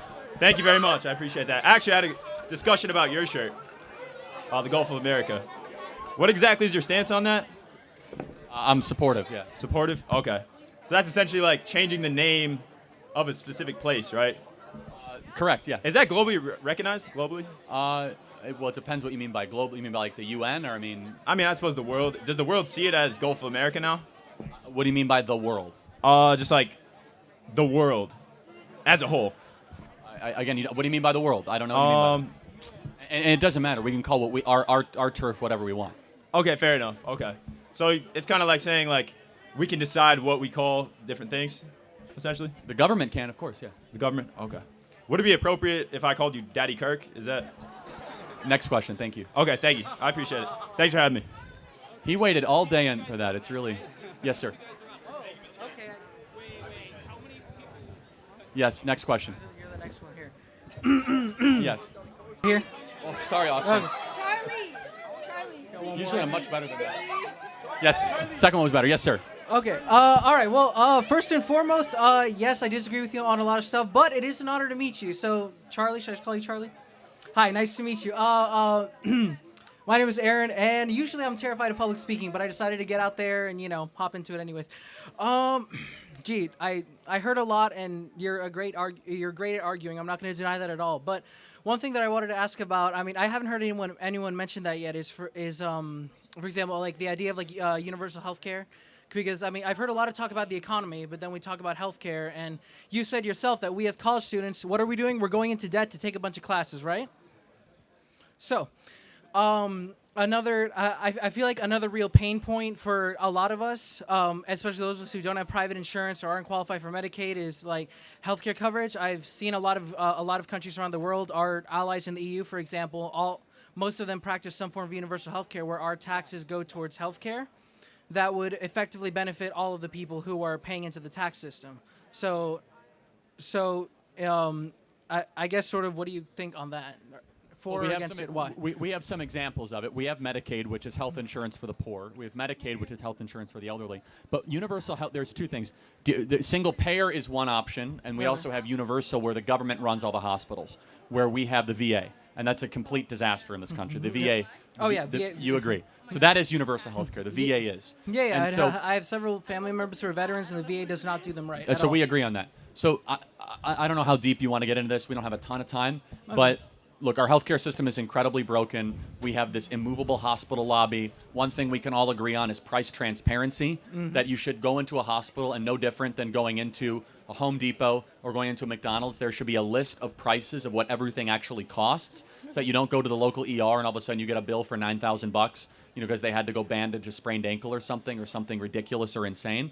But the only part of healthcare that I really am interested in talking about is root causes. We are a very sick country, largely because of the food that we are eating, the lack of movement, and how we are actively poisoning ourselves through environmental toxins, and that creates multiple decades of points of failure. And that's what the Maha movement was really designed to really configured to go up against. And so I can go as deep as you want. The biggest health problem in America is one you'll never hear on TV. It's called insulin resistance. Okay. Said differently, we eat way too many carbohydrates in our country. And tons of sugar, yes. And carbohydrates are sugar, right? So there's only three types of food: carbohydrates, proteins, or fats. Everything else will fall into those three types. And so immediately when you eat sugar or carbohydrates, it means it turns immediately into insulin. Into glucose. So your body has a heightened glucose level. So over time, you get a insulin resistance, type 2 diabetes, obesity, heart issues. We actually do not have enough healthy fats in our diet, and we do not have enough lean proteins. And we have become so addicted and dependent on cheap, easily accessible carbohydrates. So I know that doesn't directly answer your question, but I think all of those are second and third tier effects. Yes. Because if we do not make America healthy again and healthier, we're going to have major issues. Okay, so then on that same token, I know, I mean, and again, I mean, if you can prove it wrong or say, hey, these facts say otherwise, sure. But for example, like you said, make America healthy again. It sounds great in ideal in practice, but Robert F. Kennedy has a history of being anti-vax, which is fundamentally dangerous to a lot of people around us. Most of us, we got our elementary school shots. That's why measles was eradicated for decades. That's why smallpox wasn't a thing for a long time. But now, at least in my opinion, Robert has empowered a lot of anti-vax rhetoric, which posed a lot of public health dangers to the country. Okay, first on the measles thing. But every couple of years there's a measles outbreak, so it's nothing new. Secondly, I'm not advocating not getting your MMR shot, but even at the height of measles outbreaks, about 400 to 500 people would die a year. So we just want to make sure we keep it in perspective. Okay. That's a lot, but the flu will kill anywhere between 75 to 100,000 people a year, right? Babies die of the flu every single year, and it gets almost no press coverage. Bobby has said he's pro-vaccine, but I think you and I can both agree on one thing when it comes to vaccines, that there's something disturbing if a company cannot be sued if they do something wrong. Yes. So, for example, if you guys walk into a local Five Guys restaurant and you eat a burger and it has salmonella in it, and you get hospitalized and you guys almost die, God forbid, you could sue Five Guys and you could probably win a lot of money. You guys might remember the Jack in the Box lawsuit like 20 years ago, where there was a salmonella outbreak and, millions of dollars paid. If you take a vaccine by force, whether it be measles, mumps, rubella, or the Tdap vaccine, or the pneumococcal pneumonia vaccine, any one of these vaccines, and it happens, rarely, but it happens, and you guys might get paralyzed or get a seizure, you cannot sue the vaccine company. They're indemnified by the federal government, and the federal government will pay out all the suits called something called the Vaccine Adverse Event Reporting System, paid for by vaccine companies. Our biggest perspective when it comes to vaccines is we believe it's amazing technology that we want to work if it can hold up in court. Okay. So it has helped make cars safer. It's helped make products safer. We can't sue the efficacy or the health of vaccines. And for years, they've been able to basically say, take these, doesn't matter the side effects, and there's no way to actually seek injunctive relief. Does that make sense? Okay. And then one more thing. Someone mentioned Doge earlier, and that's what that was the other thing I wanted to, yeah. Somebody else mentioned Doge earlier, and for example, there were massive amounts of, or as far as I was concerned, they all got fired and all that as related to, for example, the FAA, the National Park System, the FDA. There were a lot of like useful departments that ended up getting cuts or just flat out shut down. And wouldn't that also be potentially dangerous to the public health? We'll see. I mean, FAA has been overblown, but the National Park Service, I love the National Park Service. It's way overstaffed. I said this earlier. I don't want to repeat it too much. We have to make a choice. We can keep business as usual and keep on borrowing $1 trillion to $2 trillion a year, or we can make hard and necessary cuts to balance the budget and actually have a prosperous country. I'm not saying that all the cuts are going to be popular. It's not going to be the greatest thing. I would much rather have a balanced budget and have to go through some tough cuts than say we don't have a problem and then we end up not having the dollar in 10 years. Thank you very much. Appreciate it. Thank you. Yeah, thank you. Thanks, man. You want a hat? Yeah, thanks. Charlie, can I get a hat? In a second. Yes. Hi, Charlie. How are you? Good, and you? I completely agree with you on everything. I just wanted to say, yeah, most things, I guess. But I just wanted to say, like, as a child of legal immigrants from Cuba, I appreciate the Republicans Party.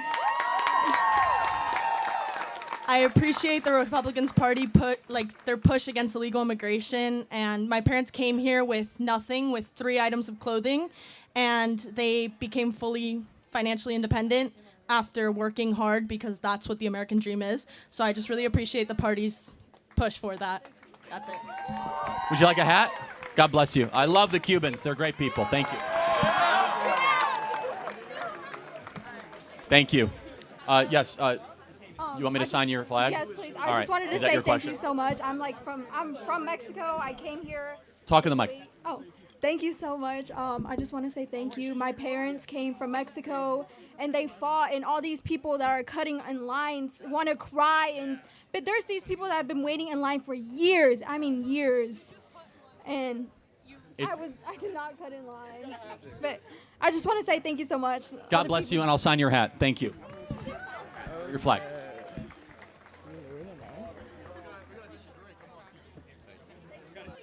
Good afternoon.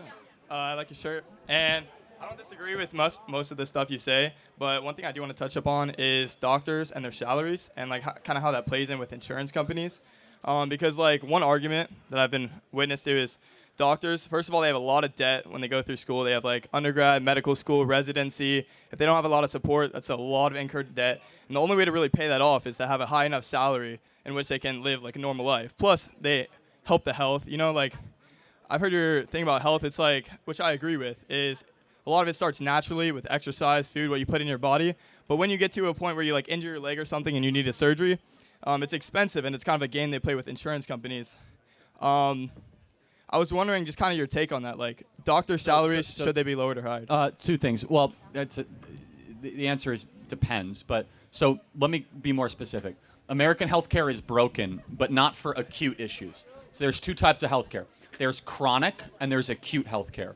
We have the best acute healthcare on the planet. I agree. If you need a shoulder replacement, a knee replacement, if you have a tumor, if there's something where there's an immediate end point, we have the best acute. If, God forbid, somebody has a heart attack or there's something that requires intervention within a short period of time, we are the gold standard of the planet, right? Like the old joke is like, America's the country you want to have a heart attack in, right? Every hospital's equipped. We know what we're doing. We have the best trauma-based care for gunshot wounds. You get run over by a car, all that stuff. We have some of the worst chronic care. So chronic care is where doctors are not clinically trained to treat because we are so acute focused. So acute focused training is important, but it always is like diagnose, treat, give them drugs, move on, right? And that's it. Chronic diseases don't work that way. Right. So chronic diseases like rheumatoid arthritis or lupus or any one of these things, it's not enough just to take a drug. It's a recurring issue that involves 1,000 different factors. And doctors, to their credit, They're just going after their training. And a lot of these doctors are like, hey, if there's not a tumor to remove, right, or a surgery to be had, I don't have time for you, basically. Go take this drug. And that's actually not the best way to go up against most chronic issues. Most chronic issues are a byproduct of lifestyle choices. Some are genetic, some are things you can't control. But let's be honest, the rise in type 2 diabetes is not type 1. Type 1 is genetic. Type 2 diabetes is almost completely because people have eaten poorly their whole life, right? Right. So doctors, in my opinion, we need to have better doctors that understand chronic care with more patients, more naturopathic solutions, more understanding of people's complex issues. But on the acute side, we need more competition and more price transparency. I'll give you one example, then we'll move on because I know that the audience might not be that interested in this. But are you studying to become a doctor or maybe not? I'm pre-med, yeah. Yeah. So the insurance companies screw this all up. And we have a great example what happens when insurance companies are not involved, and that is LASIK eye surgery. LASIK eye surgery used to be like $25,000 an eye. It was a very, very, hard thing to do. But insurance, therefore, would not touch it. They said it was just a cosmetic fix. It's completely cash. You guys can get LASIK eye surgery now for like $2,000 an eye. It's incredibly safe, and it's all just like, hey, you pay for it, that's it, we're done. You have to imagine how many other medical interventions could be done on that same sort of basis looking at LASIK eye surgery, right? Now, the problem is insurance will cover what is LASIK, is it necessary or not? Another example is plastic surgery. Easy to make fun of plastic surgery, but it's incredibly efficient, and you can get a really good product, if you get in a car accident, God forbid, reconfigure your face with plastic surgery. However, though, let's say that you need something like a hip replaced or a knee replaced. Now you deal in the world of insurance. It's more bureaucratic, it's more expensive, and so I think more market principles at times of things that can be handled would be a great development. Does that make sense? Yeah, I respect that. It's the reimbursement problem of medicine that's an issue. So thank you very much. Thank you, too. We'll do a couple more disagreements. Welcome, then I got to run. Yeah. Can I get a hat? May I get a hat?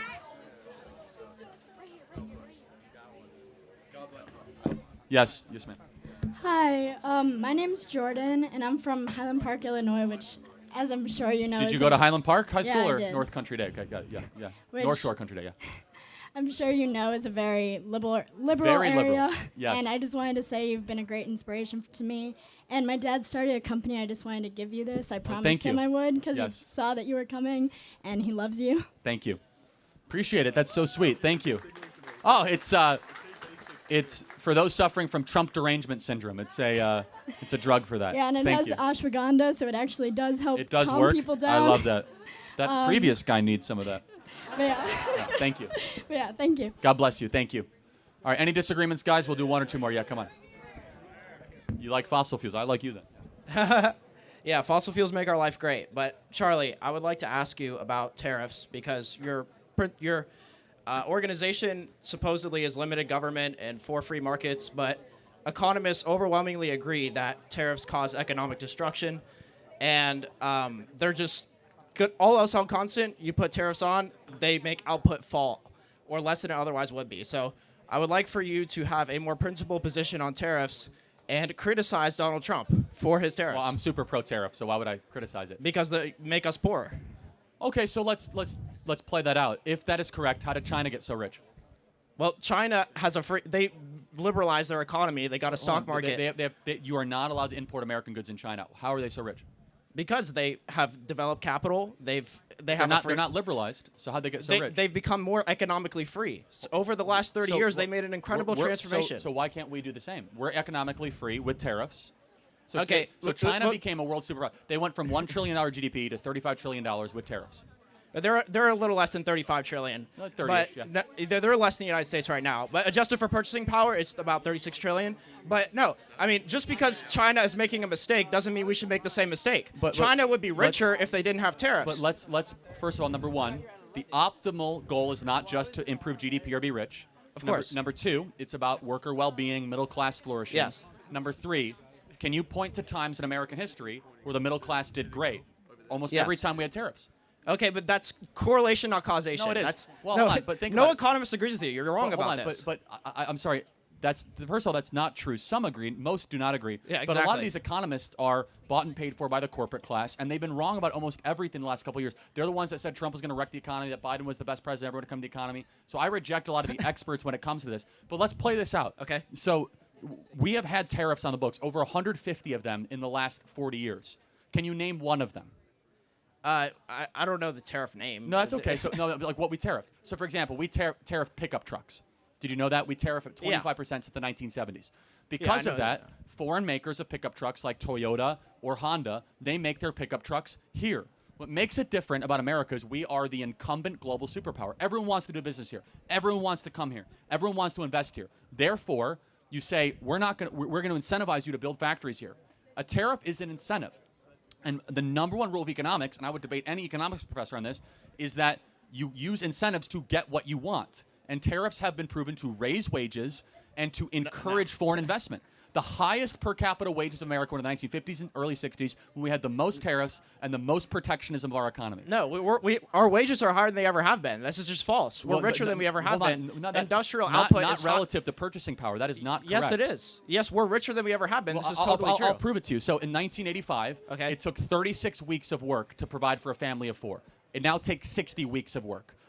More women go in the workforce out of mandatory entrance in the workforce, not voluntary. But everyone in the audience knows this. How many of you guys have parents that have gone in the workforce because they have to, not because they want to? Everybody. I never said they didn't go in No. because they want to. But They have to because they have to produce to survive. Hold on, the 1950s you didn't because wages Yes. were high and the dollar went further. But Look. that's the point. Is that going back in the 1950s, 60s, and 70s, our grandparents, the wife could go in the workforce if she wanted to, but you didn't have to because we had a flourishing industrial manufacturing base and we actually made stuff here and we had wages high. Our industrial output was double what it was in 1975. Our industrial output is higher than it ever has been. This is an empirical fact. You're denying. Not per capita. This is, it's not.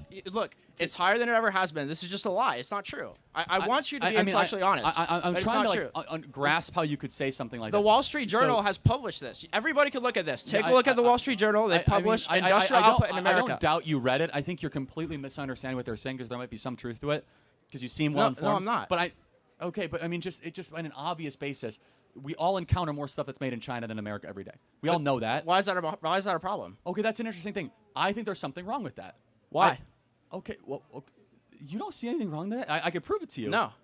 Our wages are higher because we don't have to produce certain things. We could use our comparative. You could demonstrate this with Crusoe economics. You know, I know that you're a pure libertarian, but have you driven through like the heartland of the country and seen what these ideas have done to Ohio and Pennsylvania, where these once flourishing factory towns have been completely destroyed?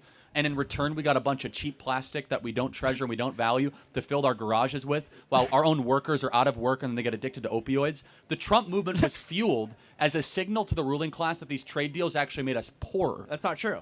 I mean, Trump is just wrong. He doesn't know what he's talking about. Well, no, what when you're it comes saying to is the trade. voters are wrong because the voters. Yes, the voters are wrong. That's exactly what Okay. I'm saying. Thank you for being so blunt. Yes. So the factory workers in Ohio are wrong that their jobs were sent overseas unnecessarily.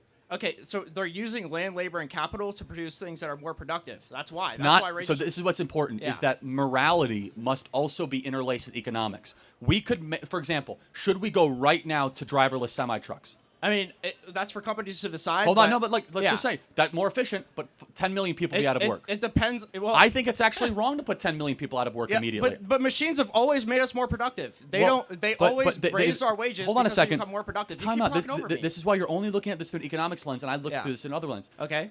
Efficiency and productivity are not the only political questions. You also might have Yeah, a question. I never of- said that. I understand, but you're emphasizing them. I'm saying we also must ask the question: is it better? For example, is it better that 8-year-olds have smartphones? I don't think so. I think it's bad. Yes, it's made us more efficient. Is it good that kids are staring at screens all the time? Well, it's made us more efficient that we have them all the time. The point being is this: is that the political question involves economics, but it's not strictly economic. It must also be moral, it must be nationalistic, it must be cultural, and you weigh all of them simultaneous. And so from a purely economic standpoint, of course, like, yes, maximum efficiency and all this, but you also say, have these trade deals made our communities tighter knit? Has it made our small towns stronger and more robust, or more like Yes. ghost? Okay, you can't possibly say our strong towns are more robust than they were in the 1970s. With tariffs, that's not the reason why. Our tariffs make Okay, I will complete the point. But I'm saying when we look at the political question, We have to weigh all these things together. We say, you drive through rural Kentucky or rural Ohio, rural Alabama, these once behemoth towns that used to make the stuff for the rest of the world are now husked of their former selves. We want to revitalize that. So tariffs are a tool to bring those jobs and that manufacturing back. One that works so well that every other country does it to us, but we don't do it to them. For example, we can't sell Ford Motor Truck in Germany because they want to protect Mercedes-Benz. Okay, they're losing out. And well, actually, no, the German auto sector is way more profitable, more efficient than ours is. Okay, but that's not why. Well, but you can't just, this is correlation causation. At some point, you have to acknowledge, maybe every other country that has a flourishing manufacturing base uses tariffs as a tool, and we should too. That's not why they're productive. But let me go back to the Chinese question. Do you think there's anything wrong with the fact that almost all of our vitamin C is made in China? No. So an enemy can make all of our critical vaccines, manufacturing, and pharmaceuticals. Nothing wrong. If it makes us more productive and Americans get higher wages and we're overall more prosperous, I'm very much in favor of that. I think that it was kind of crazy during COVID, the country that launched the virus, that we were also reliant on getting all of our PPE from. I think that's insane from a supply chain standpoint. Okay. But from an economic standpoint, like, oh, no, it's cheaper. Finally, do you think we have a moral obligation to the American worker? Does it mean anything to you when you see something made in America versus made in China? Does it make you feel differently? I have a moral obligation to make wages as high as possible for American workers so their productivity is super high and they could get really rich and we could get out of poverty so that life is better for everybody. What you're saying is partially true. Wages for the top 10% have gone up for people that are in the laptop class. And poor people too. Hold on. The people in the muscular class, and everyone in the audience knows I'm correct, people in the muscular class have not kept up with inflation the last 30 or 40 years. You could look at this. There's so much data on this. The World Bank has posted data on. You're such on a different planet. Yeah. It's like you cannot sustain a family of 4 on a 1-year labor. It takes families to go into debt. How many of you guys have medical debt and student loan debt? And your family's gone into debt. Everybody is suffering under because wages have not kept up with inflation, largely driven by neoliberal international trade policies. We could have a conversation about inflation. I know, but about that's we can. fine, printing money. The hardest part of my job is to go to these campuses and have people that don't live in the same reality. I hate to break it to you, man. The workers have not kept up with flourishing the last 30 or 40 years. The top 10%, I mean, it's just not even close to being true. It's like not that, it's like the opposite of the truth, actually. And everybody knows it. It's the number one thing that is kind of embedded in economics. So what do tariffs do? Tariffs is a signal that made in America is better than made in China. And that's the country we want to live in. Yeah, no. What I want to live in is in a country where we could produce. Use our land, labor, and capital to produce what's most productive for us. What you're describing is a colony, not a country, and that's okay. I think a country is a place that has shared language, borders, culture, community, and history. A colony is a place where you're able to do a lot of trading and no one knows each other and they all speak different languages and you have high economic output. Okay. So that's a colony and that's fine. I'm okay if even there's a little bit less economic growth and Americans know each other more. Okay. And our communities are stronger, and our churches are stronger. Okay, you can't just equate tariffs to making it so that we have, or no tariffs to make it so that we have a less community-oriented. I totally things. can. But when factories shut down, these towns disappear. Okay. It's not that hard. I mean, we shut down 100,000 factories over 10 years. 100,000. And with it, the towns got incredibly poor, and everyone moved to metropolitan areas. Everyone moved to New York and Chicago and Cleveland, and the middle sector with the small-town beauty of America that Alexis de Tocqueville fell in love with in the 1780s just vanished. Okay. You guys drive through these towns, it is the saddest part of America. They are the ones that are most likely to be addicted to drugs. They are the most Trump because they're trying to tell us to listen to them, right? And their populations have gone down, and their wages have not kept up at all, so they're forced to leave their home. I think there's something morally wrong with telling somebody you have to go leave the place where your grandfather is buried. I want your home to be able to flourish, not just go move to New York and live in some rented apartment and go work for Salesforce. I mean, blaming this on tariffs is laughable, to be honest. But it's part of a broader economically nationalist picture. Look, if you advocate for an autocracy or you just want to make everything here, you're just going to be a lot poorer. There's a reason why he has a Sony camera that was made in Japan. Hold on a second. Time out. You'd be surprised, though. So if you saw a Toyota truck, where is it made? I mean, it was made. The steel was from China. No. Like it's made here. Okay, but there's so many different things involved. This is important. In the car. We can have foreign companies, but where it's made is important, and that's the distinction. Is that making stuff in the foreign investment is great. We can have different ideas, but we want American labor, workers, to be the ones that are making the products we consume. Why? We don't. Well, because first of all, the money comes directly back to us, not to Chinese labor. We're not funding our enemy to make the stuff to import to import massive amounts of things. We're literally, we have subsidized the rise of China. With a trade deficit, you have a capital inflow. Yeah, I know. It's Meaning- a capital account surplus. I know all the libertarian Austrian talking points. I used to be an Austrian economics guy, and then I grew up and so like you get actually, more investment. By the way, know. with a trade deficit, you get capital inflow, and that means more investment in your stuff. By the way, every dollar that goes outside of the United States, every dollar that goes out of the United States is going to end up coming back into our economy through treasuries or investment or stocks or whatever it may be. They're going to use those dollars in our economy, and that's it. Theoretically, that makes sense. In practice, it doesn't. But I just want to make sure. I'm not trying to make you on. Do you think the middle class is doing well? The middle class is doing better and better over a period of 10 years. Everybody, I know it's a populist argument. Everybody wants to say, oh my God, the world's so bad. But guess what? We're richer than ever. Everything's getting better. No. A small group of people are richer than ever. Yes, and including the middle class too. No, let me prove it to you though. Everybody can get mad at me, but it's just the truth. No, but home ownership, like let's just use a simple statistic. Again, you're a little too arrogant on this topic because like there's so many numbers out there that I could bring up, and I'm just trying to treat you gently. Like home ownership. Is home ownership for young people going up or down? I don't care about home ownership. All right, hold on. I want to explain why. Why. I think it's fundamental to a society. And by the way, homes are way more expensive than they should be because of Fannie Mae and Freddie Mac, but I'm not talking about that. I'm talking about tariffs specifically. And tariffs, yes, privatize Fannie Mae, Freddie Mac, please, but what I'm trying to say here is that you can't blame, our cities or the community isn't as good as it was, our jobs or manufacturing isn't as good as it was because of tariffs. That's just not, that's not accurate. I'm blaming it on neoliberalism, which is the mixture of unlimited free trade, unfettered amounts of people coming in the country, a corporate class running all of our industrial policy, and then reckless foreign wars, and the growth of the administrative state, one that you would agree with. Neoliberalism is those 5 things together, one of which is tariffs. Okay. A combination. And neoliberalism is this final idea, and we'll close with this, sure, that America is a good country, but it's not the greatest, and who cares if another country wins? What we as conservative populist nationalists believe is no, we win. We are going to win, and our people are going to win. And America is back. We're not going to enrich China.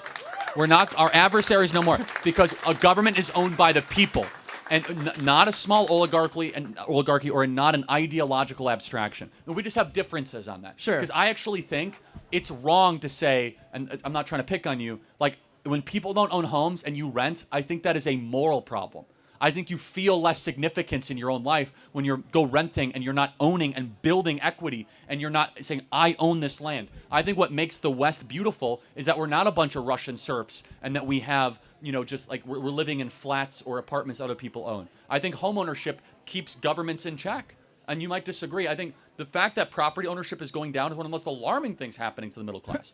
Okay, I think the lack of freedom, the lack of individual liberty talk, the lack of capitalism is a bad thing, but we could argue about home ownership. All I'm trying to say, if China gets richer, it doesn't mean we get poor. The economy is not a zero-sum game. When we all get richer, we trade with one another, everybody benefits. I used to believe, and that sounds so good. And it's true. I'm so glad you said that. For years, I said that about trade. And then I realized, why does China keep on doing tariffs then? Well, China is losing because of tariffs. That's an interesting question. Is China losing? In some ways, yes. In some ways, they're kicking our tail. In some ways, for example, if we had to go to war, we right now can't make vitamin C. We can't make pharmaceutical products. We cannot make critical manufacturing. If we are wholly reliant on an adversary. China is completely self-reliant outside of energy. They need energy from Iran. But they have the people, they have manufacturing base, and the industrial capacity. Yeah. In World War II, why did we win World War II? Yes, we had a bunch of stuff. More than anything else, the defining edge was that when we turned on a switch, we could go make ships at a rate that no one else could because we had an industrial base. We were richer than everybody in World War II, and that's largely why. And tariffs, it wasn't just wealth, though. Tariffs, by the way, make us poor. But we had tariffs during that World War II period, which is what's so laughable. We had the Smoot-Hawley tariff, which worked. The Smoot-Hawley tariff. It was amazing, and it was awesome. Hold on, during the Great Depression, we had the Smoot-Hawley tariff. Look this up. In 1930, we had the Smoot-Hawley tariff. Yes, and it created a lot of wealth. International trade with the United States, exports and imports both went down over 60%, and it was a disaster. We had 25% unemployment. It was one of the most You're doing dark times. causation and correlation. It was one of the worst times. Yes. But take a look. When we raised the rates up, look what it actually did, guys. You can look at this up yourself. Economists overwhelmingly agree on the effects of tariffs. I don't want to take up all the time. I'm just telling you guys. It's just the final point is this, and this is great. Sure. I think the middle class is suffering. You think they're doing great. Yeah. Thank you for your time. Thank you.